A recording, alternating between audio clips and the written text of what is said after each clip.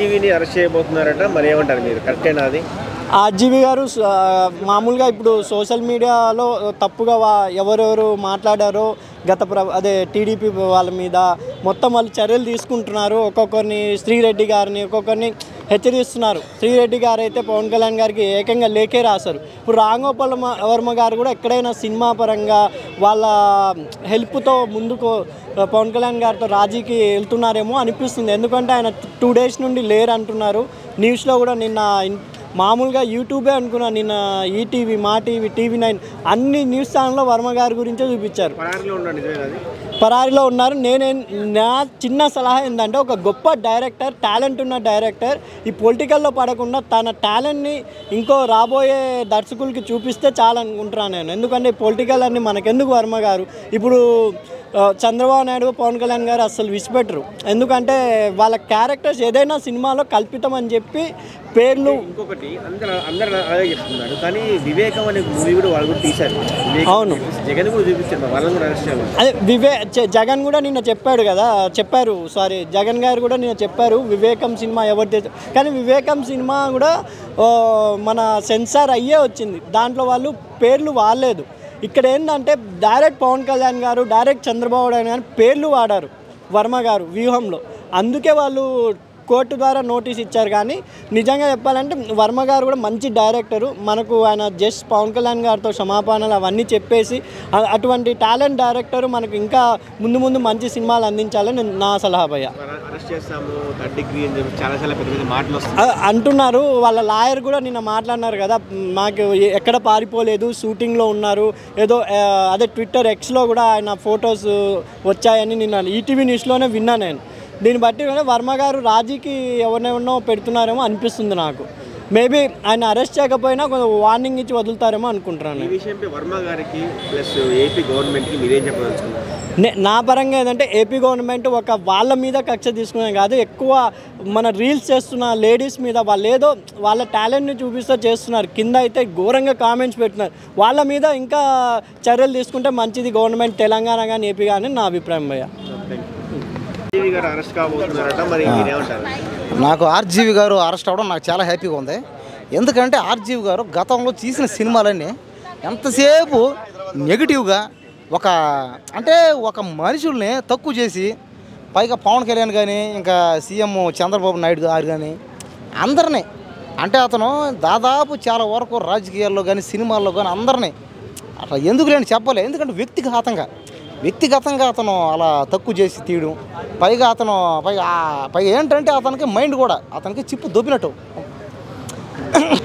RGV గారు పవన్ కళ్యాణ్ గారి మీద సినిమా తీశారు. అతని ధైర్యం ఎలా వచ్చిందో చెప్తాం క్లారిటీగా ఏనాడే. ఎందుకంటే పవన్ కళ్యాణ్ గారు గతంలో అతను అధికారంలో పదవులు 7 అయినా, పైగా అందరూ ఏమనుకున్నారంటే పవన్ కళ్యాణ్ గారు జనసేన పార్టీ ఇంకా అయిపోయింది, పవన్ కళ్యాణ్ సీఎం ఇంకా కథము, ఇంకా ఆయన రాజకీయాలు పనిరాడు, సినిమాలు ఏదో పర్లేదు చేసుకోవచ్చు, కానీ సినిమాలో కూడా ఆయన సక్సెస్ ఏం పెద్ద కాలేడు అని ఆర్జీవి ఫిక్స్ అయిపోయి అతను పవన్ కళ్యాణ్ మీద వ్యక్తిగతంగా అతని ఫ్యామిలీ మీద రకరకాలుగా సినిమాలు చేసి, పైగా ఎందుకు లేండి అసలు చెప్పాల్సిన అవసరం ఏదో, పైగా పవర్ స్టార్ అని అన్ని సినిమాల్లో, ఇంకా అది అంత ఏం సినిమా అదే పవర్ స్టార్ అని, పీకే స్టార్ అని, అది ఓకే ఏదో ఒకటి కమల కార్పొరేట్లన్నీ అదేదో రామారావుని పెట్టి తీసేసి రకరకాలుగా నానా గాబరం చేసాడు. ఆయన ఏమనుకున్నాడంటే తెలుగుదేశం పార్టీ ఇంకా కనపడదు, ఇంకా పవన్ కళ్యాణ్ అధికారంలోకి రాడు, ఇంకా పవన్ కళ్యాణ్ ఇంకా సినిమాల్లో కానీ ఇంకా రాజకీయాల్లో కానీ ఇంకా పనికిరాడు, ఇంకా పవన్ కళ్యాణ్ సీన్ ఇంకా అయిపోయింది అనుకోని చేసాడు. కానీ కాలం ఏంటంటే కష్టపడే ఓడికి అవద్దనమాట. అంటే ఈ కష్టపడే ఓడు మొదట్లో అదే వంద కదా, అదే డైలాగ్ కూడా ఉంది. ఏంది కథ నేను చెప్తా మంచి ఓడు మొదట కష్టపడచ్చు కానీ ఓడిపోడు, చెడ్డవాడు ముందు సుఖపడచ్చు కానీ ఓడిపోతాడు. దీని డైలాగ్ ఏంటంటే అదనమాట, ఇది ఆర్జీవి అనమాట. ఇది అంటే పవన్ కళ్యాణ్ మంచోడు కాబట్టి మొదట్లో కష్టపడ్డాడు, ఓడిపోలా. కానీ ఆర్జీవి చెడ్డడు కాబట్టి మొదట్లో సుఖపడ్డాడు, ఓడిపోయాడు చివరికి. ఇప్పుడు ఆర్జీవిని అరెస్ట్ చేసి బొక్కలు వేసేసి ఇంకా బయటికి రానికుండా ఛాయ్ చేస్తే దరిద్రం పోతాడు. బెయిల్ పిటిషన్లు కూడా వేసాడు కదా కోర్టులో. ఎవరు బెయిల్ కావాలని ఎవరు బెయిల్ ఆర్జీవికి బెయిల్ అయితే ఇంకెవరు ఇంకా అయిపోయింది. ఇంకా ఆయన బొక్కలు వేస్తారో ఇంకా ఆయన యావజ్యం ఇంకా జీవితాంతం ఇంకా ఆయన అంతే సంగతులు. ఇంకా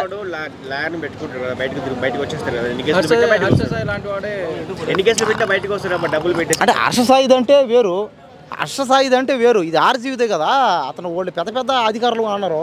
పైగా చంద్రబాబు నాయుడు కానీ పవన్ కళ్యాణ్ కానీ అలా చేయడం అది కరెక్ట్ కాదు. ఇది ఇంకా ఖచ్చితంగా అసలు ఇలాంటి వాళ్ళు రాకపోవడం బెస్ట్ అనిపిస్తుంది. ఎందుకు చెప్పండి, ఆయన అనుకుంటాడు. ఆయన అదే ఇప్పుడు గతంలో ఆయన ఏంటంటే గతంలో కూడా జగన్ మీద కేసీఆర్ మీద సినిమా తీలు ఆయన చేసిన ఎవరి మీద, ఎవరైతే అధికారంలో పదవులు లేరు వాళ్ళ మీద, అంతేగాని పదవులో ఉన్న వాళ్ళ మీద సినిమాలు తీసే దమ్ము అయితే లేదు ఆయనకి. ఆయన ఊరికే పేరు కనాల్సిందే, నాకు దమ్ము ఉంది, నాకు అది ఉంది, ఇది ఉంది, అంతేగాని పదవులో ఉన్న వాళ్ళ ఏందా ఆర్జీవి సీఎం దిద్దానికి అవుతాడా మెంటల్ నీకు మెంటల్ ఆయనకి వచ్చినా ఏం ప్రయోజనం ఏడు కదా ఎవడు ఆర్జీ వాళ్ళంటే రాజకీయ నాయకులు మొదటి నుంచి ఎమ్మెల్యేలు ఎంపీలు పార్టీలు ఉండరు. ఈడిది ఏమైనా పార్టీ అని చెప్పండి. ఈడిది ఏంటంటే ఎంతసేపు క్రేజా ఆర్జీవికి ఏముంది ఇంకా అది ఎప్పుడెప్పుడో పోయింది. అదేదో సినిమా అంత కదా పాస్ సినిమా నాగార్జునది శివ ఇంకా అదొకటే కదా ఇంకేమో చెప్పండి. తెలుగు